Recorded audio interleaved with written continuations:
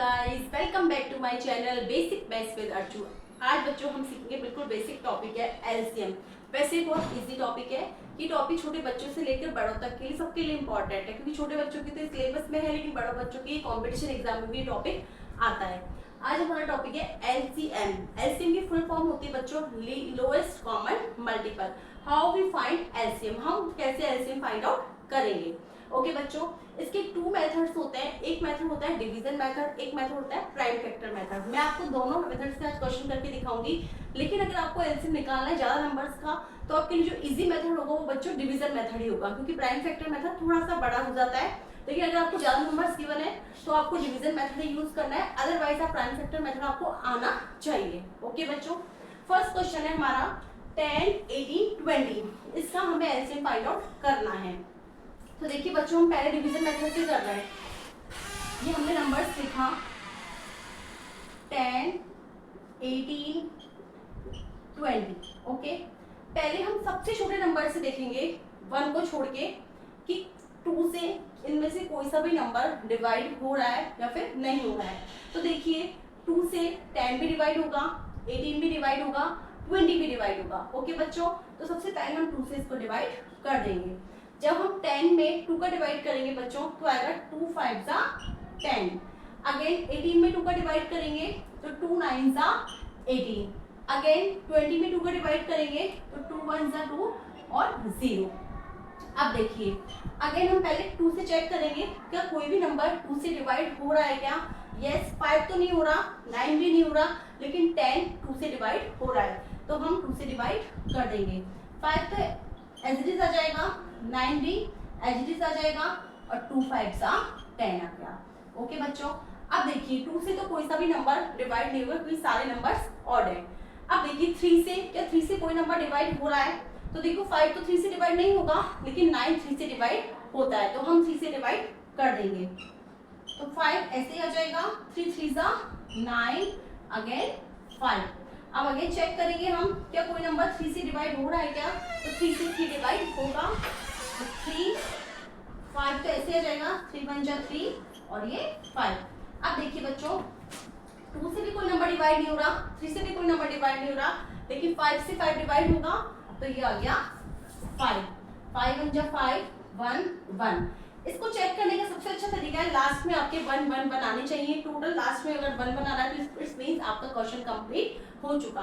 तो एलसीएम क्या हो जाएगा बच्चों, एलसीएम इक्वल टू हो जाएगा 2 मल्टीप्लाई 2 मल्टीप्लाई 3 मल्टीप्लाई 3 मल्टीप्लाई 5। इनको मल्टीप्लाई करें, 2 2 जा 4, 4 3 जा 12, 12 3 जा 36, और 36 को जब हम 5 से मल्टीप्लाई करेंगे बच्चों तो ये आएगा 180। एक बार हम करके देख लेते हैं।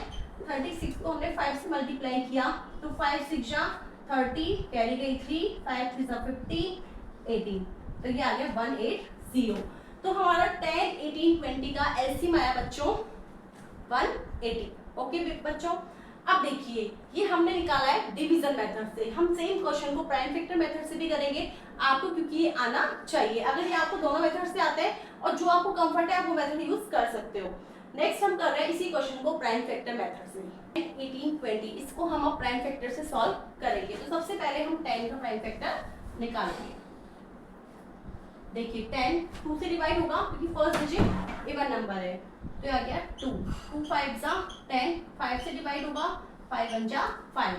तो 10 का प्राइम फैक्टर हमारे पास आया बच्चों 2 मल्टीप्लाई 5।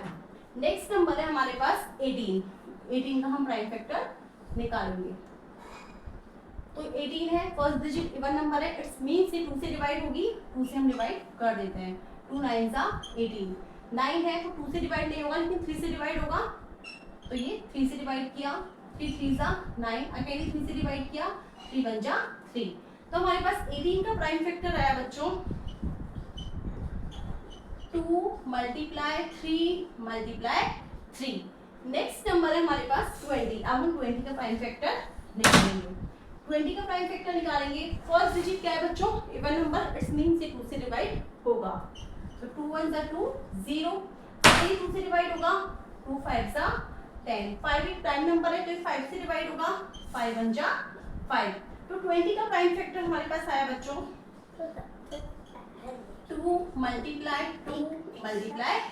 5। अब देखिए हमको एलसीएम फाइंड आउट करना है, हम एलसीएम फाइंड आउट कर रहे हैं प्राइम फैक्टर मेथड से। इसकी जो फुल फॉर्म होती है वो बच्चों होती है लोएस्ट कॉमन मल्टीपल। यहाँ पहले आपको चेक करना है टोटल कितने नंबर आए, तो आपको दिखाई दे रहा है एक नंबर आया है 2, एक नंबर आया है 3, एक नंबर आया है 5, तो 2 3 5। आपको जितने नंबर्स उनकी जितनी हाईएस्ट पावर है वो आपको एलसीएम के लिए लेनी है। तो सबसे पहले आप 2 का चेक करोगे, 2 की हाईएस्ट पावर कितनी है, 2 यहाँ पे 1 टाइम है, यहाँ पे 1 टाइम है, लेकिन यहाँ पे 2 कितनी टाइम्स है 2 टाइम्स, तो हम 2 टाइम्स लिख देंगे 2 मल्टीप्लाई 2। फिर हम चेक करेंगे 3 को, 3 ऊपर तो है ही नहीं, 3 बीच में है, कितने टाइम्स है 2 टाइम्स। फिर हम नीचे भी चेक करेंगे, नीचे भी 3 नहीं है, तो 3 जो 2 टाइम्स है उसको हम लिख देंगे 2 मल्टीप्लाई 3। फिर हम 5 चेक करेंगे, 5 ओनली 1 टाइम्स है, इसमें है नहीं 5, इसमें 1 टाइम है, तो ये आ गया 2 मल्टीप्लाई 3 5। अगर आपको याद हो इससे पहले हमने जो डिवीजन मेथड यूज किया था उसमें भी सेम हमारे पास यही आया था।